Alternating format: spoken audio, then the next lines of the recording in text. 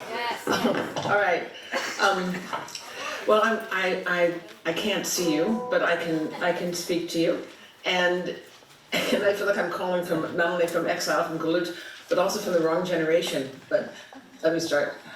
So thank you first for the chance to participate in the important meeting, and to all the faculty organizers and the food servers and the staff and the janitors and all the others who worked so hard to make this extraordinary conference happen.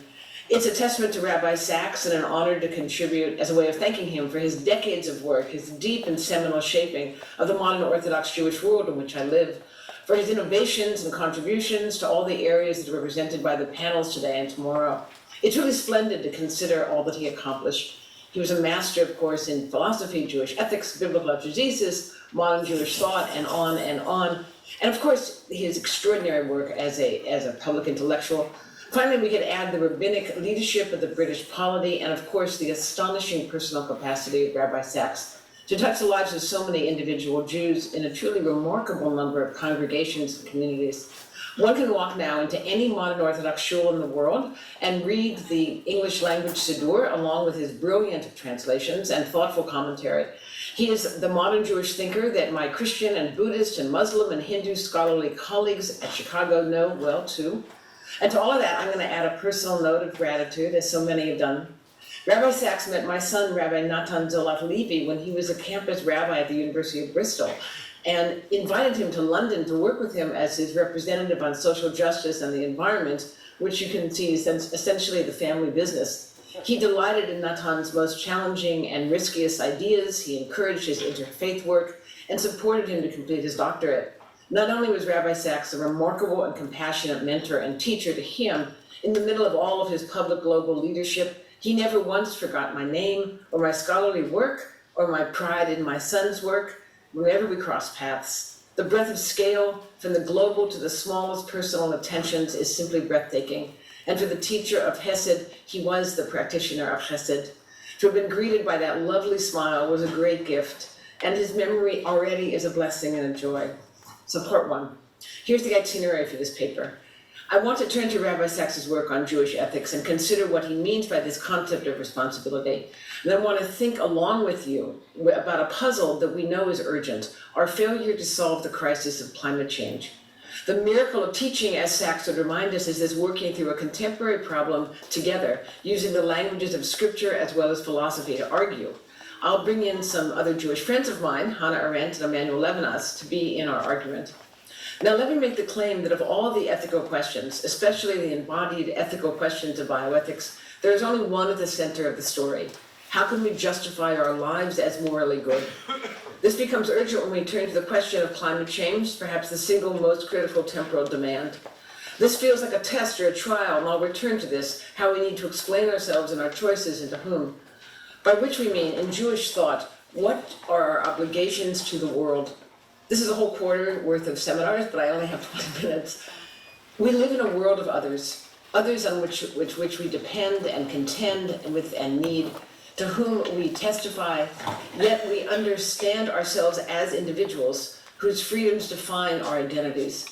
We negotiate our lives in view of others, balancing their needs and desires with our own, and lately we've been very intent on securing our rights, just at the moment when it seems like the needs of others, all the others, are more overwhelming than ever. There's tent cities and the homeless in the parks, bombs in the parks in Ukraine. Of course, all the demands of COVID raised the stakes of this moral ordering, as each of us had to consider how much we could rely on one another for protection and care, placing the moral appeal for individual liberty against the moral appeal for collective response. And over all of this, in the driving rain, the terrible winds, the storm that has come to us, the crisis of a changed climate, which even if its etiology is driven by greedy and wasteful producers and profiteers, it is in every absolute way also our collective responsibility to face. Much of civic life in democratic societies is based on this capacity to place the needs of the collective prior to the needs of the individual and to take responsibility, as Sachs argues. And can there be a more urgent question, or one about which we disagree so deeply? So let's start by turning back on my claims and asking a little more of them. First, are there grounding assumptions for Sachs's claim that individuals have some relationship to a commons? and that moreover perform some sort of balancing act whose successful resolution results in a good society? Perhaps there might be. First, we all must live in a society of some kind, and for that to function, there must be a condition of peace. And second, we all wish to be good, or believe ourselves to be good, leaving aside for a bit the postmodern worry that we cannot define the good or will never agree on what it means to be good. And third, that our choices, rational norms and desires, the logics themselves, are bounded by the facts of the world as both beautiful, miraculous, joyful, and as befallen and stricken with grief. Finally, Sachs would argue that the world is divinely given to us as fractured and broken, and in need of tikkun olam, a concept that he derives from Kabbalistic sources and from the first chapters of Genesis, in which human failure results in what he calls chaos. It is a condition of radical uncertainty. God creates order, he says, man creates chaos. After Adam, Eve, and Cain transgress boundaries of Arot, he writes, the punishment or consequence of sin is exile, being in the wrong place, not at home in the world. Justice in the Hebrew Bible is thus more than a matter of law. It restores a broken order, repair of the damage they have done. But exile ends in homecoming. Judaism has a fundamental vision of order disrupted and then repaired. The Bible, Sachs reminds us, is God's call to responsibility. But the call to whom? Now, Sachs argues it's all of us, a self that's both Jew and non-Jew.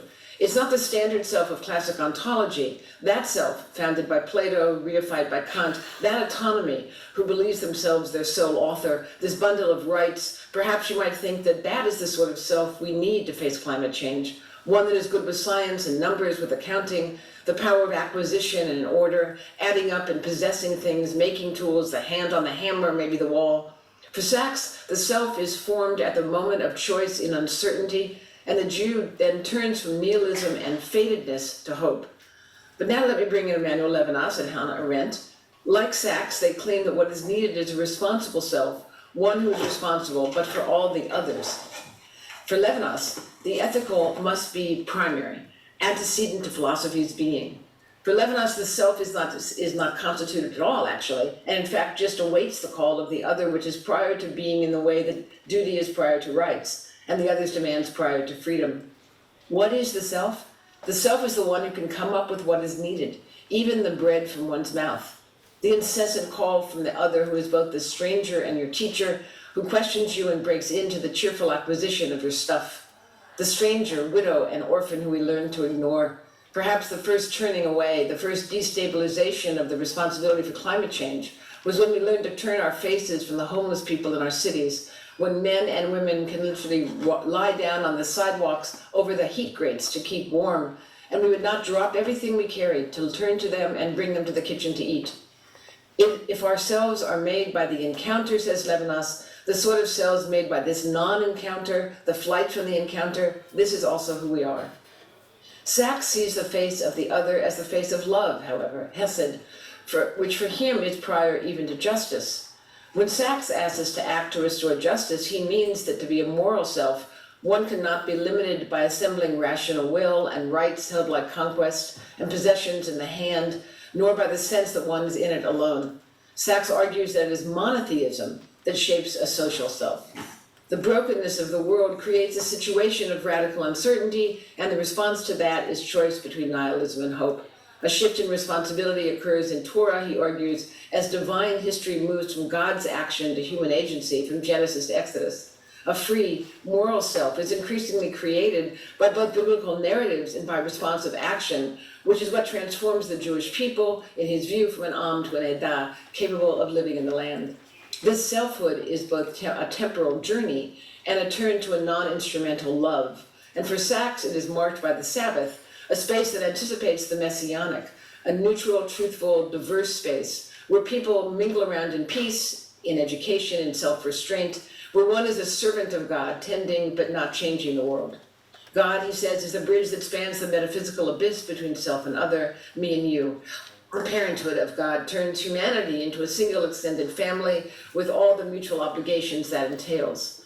This moral being alters the world. Indeed, as Arendt reminds us, the smallest act in the most limited circumstances bears the seed of boundlessness, because one deed and sometimes one word suffices to change every constellation. This is sobering, of course, But then ethics is supposed to be a serious business. The stakes are so very high, it should sober us up. But back to my questions of self and freedom in society in all its complexity, and in climate change and the call to respond. For Sachs, only the actions of the individual can restore the common good and the safety of the natural world. Now, Levinas is wary about ideas like the common good and wants us to remember that one knows the idea of justice only because one sees it in the eyes of a specific other, all the eyes of the others. One sees the specific, rather, other receiving God's law and grace at Sinai, this outward-facing, not internal law, and one knows one is not alone.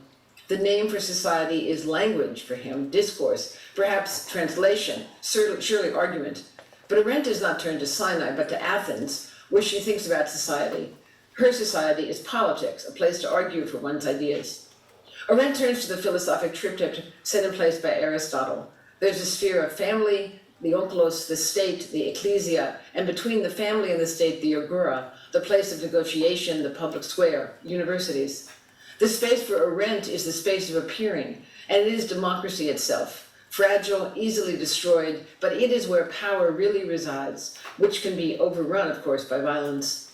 Whenever people gather together, she says, it is potentially there, but only potentially, not necessarily and never forever. For Arendt, social chaos ensues when we collapse the agora, eliminating it in favor of the ecclesia or retreating into the onklos. The agora needs to be where authenticity is primary, and it is not safe from sharp disagreements, ask Socrates, for example, or attend the University of Chicago. But it has to be a place where honesty, parrhesia, remains the central civic virtue. The danger is that one might confuse the internal space of the home as a total range of human action, or conversely think that only the state is the arena of human action, which would be for Arendt the temptation to totalitarianism. Sachs, in his last book, shares Arendt's concern for the lost common space of civil society and the social violence of our fractured time, and sees the restoration of the commons as the place for morality that is not beset by the competitive, merciless spirit of the state or the market. Social freedom, he says, cannot be sustained by market economics and liberal democratic politics alone. It needs a third element, morality, a concern for the welfare of others, an active commitment to justice and a compassion, a willingness to ask, just not what is good for me, but what is good for all of us together.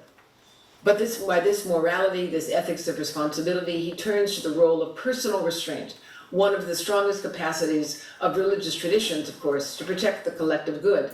And the virtue that is needed is the capacity to stop the Sabbath, for Shemitah, for Jubilee, and for fruit trees, and for endless consumption, and for power, arguing we have no right to freedom as if exercising the right harms the freedom of others. A society in which everyone feels free to do what they want is not a free society. It is not a society at all. It is anarchy. I have not forgotten about our puzzle about climate change. For Arendt, ethics is wordliness. It is a virtue applied.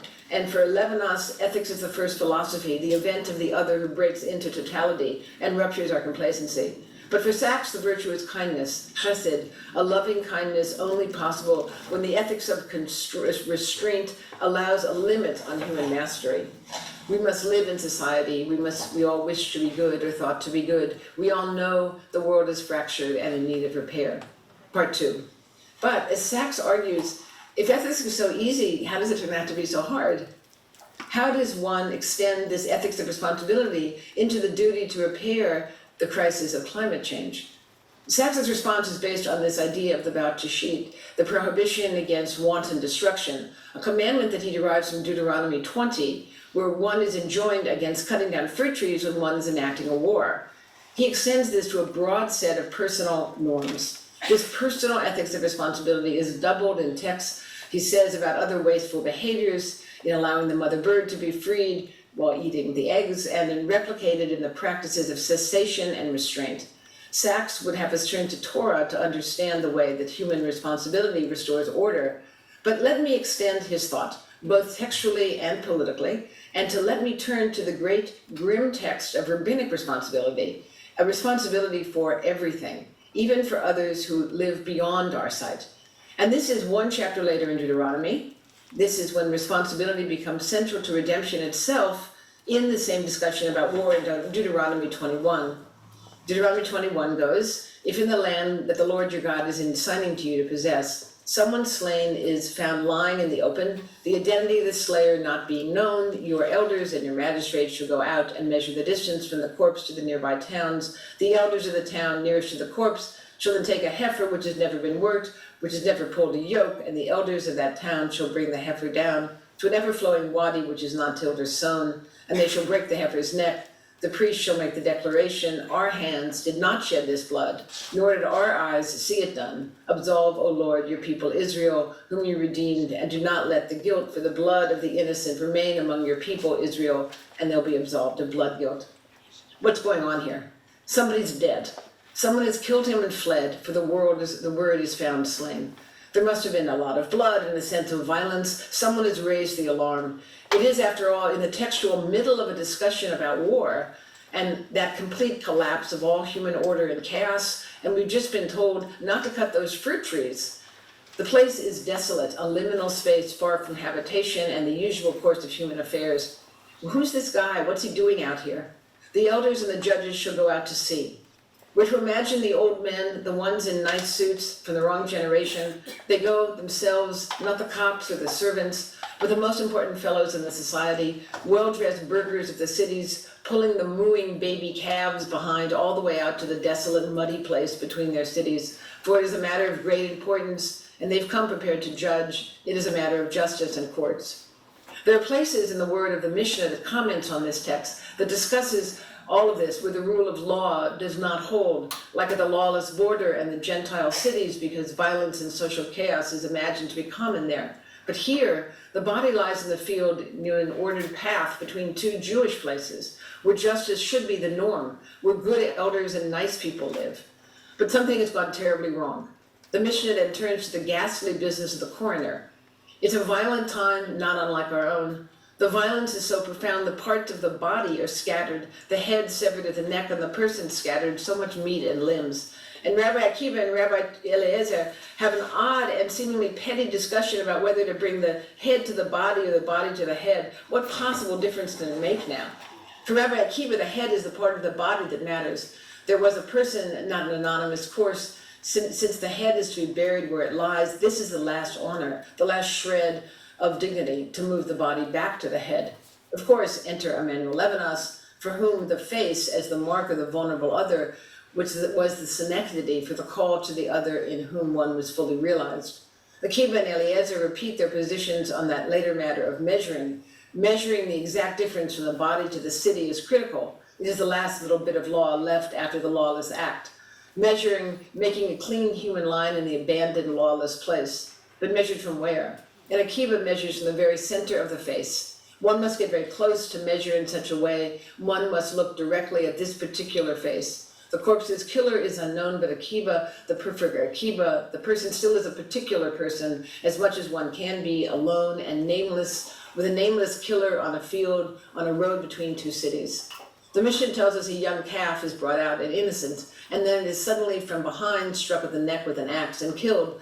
In the rabbinic imaginary, it works as a sympathetic ritual magic. An innocent person has been killed, maybe struck from behind unawares, and so we'll reenact this with an innocent baby animal sneaking up on it from behind, the men in the suits and the judges who would wield a hatchet. The Ege Rufa will atone for the nameless stranger. The ground is hard and we were meant to be standing in a wadi. Now we're at the center of the rabbinic anxiety, and the text is structured as if we're watching the biblically prescribed ritual from off stage. But why a voice is recorded as saying as an aside to us, the reader in this ritual, why is this ritual happening at all? Because it looks like the elders are expiating guilt. They're doing a ritual done by guilty people, but clearly they weren't the killers of the corpse of the field in the road, but they are. In the rabbinic imagination, they are in fact understood as murderers, for they have let a man leave their city and their order and walk alone to his death, perhaps a hungry, thirsty, desperate man, perhaps fleeing from climate change, so desperate as to be cast out without caution, to walk alone after nightfall, to have no place to go, and so took to the road a homeless man. He was unseen, like the hundreds who have fled the storms to our cities, to my city. The priests now implore God for absolution, and they do so in the name of the entire people. So while no one is guilty of the killing, all are responsible for the abandonment. Notice how huge is this responsibility. It takes in everyone. all your people Israel, not only the elders or the judges or the priests, not only the people of the city who have seen the man by the road out alone and have turned away and do not see him. Everyone who is alive has been part of a society that allows the homeless one to be on the road at night, the hunger and the thirsty one to be alone, vulnerable, death coming up unseen from behind him, and we are all a part of it. The Mishnah wants the reader to know that it is not the magic ritual nor even the incantation in Hebrew, but the acceptance of responsibility that is valorized, after which God approves. The other is our responsibility, reminds Levinas. The face calls us to this. The face speaks. The first word of the face is thou shalt not kill. It is an order. There is a commandment in the appearance of the face as if a master spoke to me. However, at the same time, the face of the other is destitute. It is the poor for whom I can do all and for whom I owe all. But one has to see the other, that's the trick. And I want us to return to the problem of unseen faces and the question of guilt, especially for all the people of Israel, the people who the priests are considering, and for that which God absolves us. To be a Westerner is to live in a world that is careless of the stranger and of the land, that kills as it goes, in the ordinary way, in every ordinary day. To be a participant and an implicant in global warming. To understand this is to take seriously the implications of being a Jew, living a Jewish life in this treacherous time. And perhaps it's to ask a question about Jewish ethics, which is, in what way do these commitments of Jewish ethics matter to the rest of the polity? And this is the question to which Rabbi Sachs has called us. His book on ethics asks us who we are, and the sort of moral situation in which we find ourselves in. What have we done, and what are we doing here? Selves that have been shaped not only by luck, but by text and tradition and the gaze of the others, answered and unanswered, and turned towards and turned away from. This is more to say on this idea of responsibility and love and justice and their intertwining in the ethics of Rabbi Sachs. He turns to pragmatic encounters to teach us that faith is riskiness, where the stakes are yet higher, where more than ritual is asked, and now we are talking about not only about memory in the past, but about hope in the future. Hope is the possibility of transformation for Sachs. As Arendt says, we to participate in the story that began before us and will continue after us. And if our traditions agree on anything, they converge on a single lesson. We must attend to suffering, to care about the suffering of others, even the ones we can never see, and most carefully to the suffering of the vulnerable and to the stranger, the ones that Arendt called surplus people, made homeless by the ongoing catastrophe of climate change. As we stand here now, between our cities, the slow violence of climate change will strike down the unaccompanied ones and will be our choices, our actions that drive the knife. Even if we cannot see this, we are responsible. It is an odd problem, this zero-sum game of justice within scarcity, within abundance, but as Sachs tells it, we are all connected by what he calls a gossamer strand of kindness that links self to self in bonds of love. Before justice, he tells us, there must be love. And that is his ethics of responsibility. In all his work, you'll see how injustice is undone, overthrown, as it were, by a different sort of calculation. A theopolitical economy where the poor are integral to the grace and goodness that we seek. We cannot do it without them, for they are created by being the person that can answer their command. It's a lot of work. In the case of a pandemic, for instance, or climate change, these large meta problems, it means that you need to bear the responsibility of the threat to the other, even if it is not affecting your own life.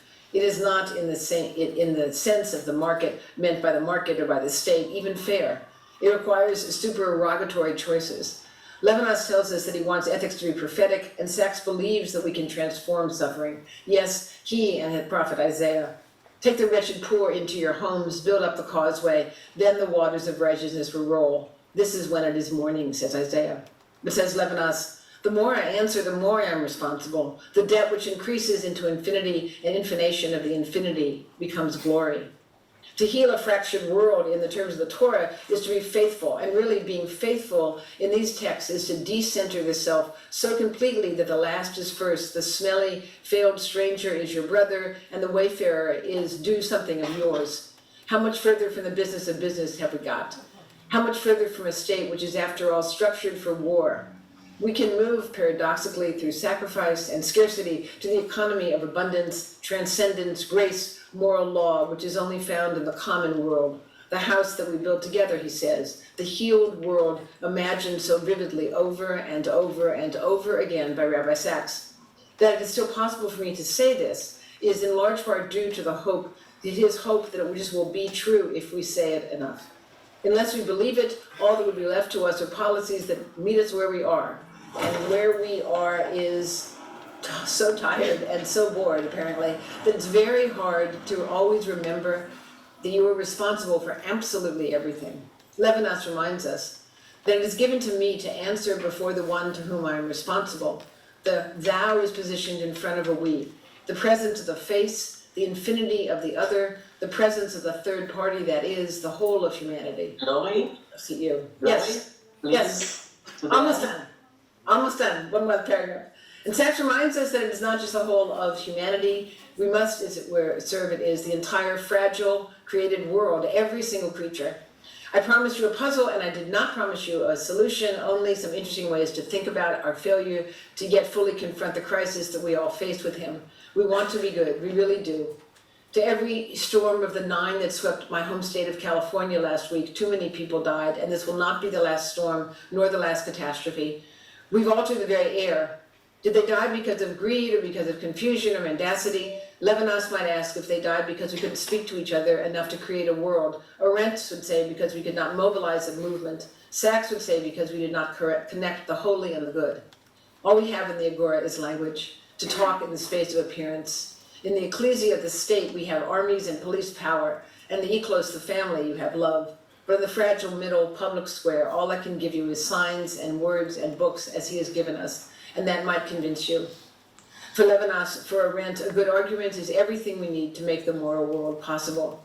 Rabbi Lloyd, Professor Sachs adds for us another word to make the word faithful, prophetic hope, for which we cannot, without which we cannot proceed. Thank you.